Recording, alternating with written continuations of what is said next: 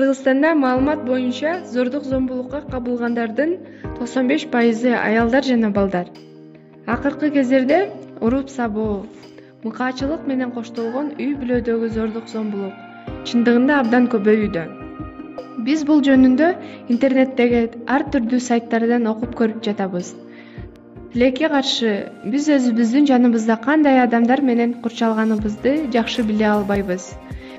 Анткени алар адам кебетесин кийип, ички дүйнөсү эмнени ойлоп же өз колу менен эмне жаман иштерди жасап жатканын билбейбиз.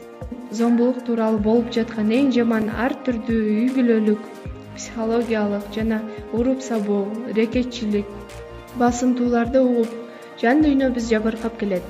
Биздин мектепте 2019-жылы үйүнөн эч нерсе жаман ою жок. Билишибизче, кошуна жашап жаткан бала тарабынан өзгөчө мыкаачылык менен өлтүрүлгөн Аелита эси бизге түшөт жана абдан кейитет.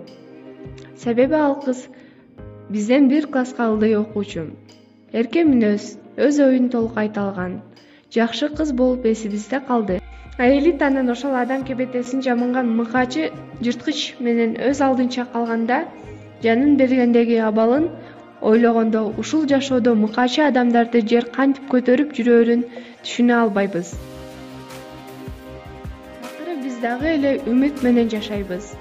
Мамлекет зордуктоо, зомбулук боюнча алдын ала окуучу балдарга, алардын ата-энелерине камкор болуп, гүлдөгөн Кыргызстанда жашоо биздин тилегибиз.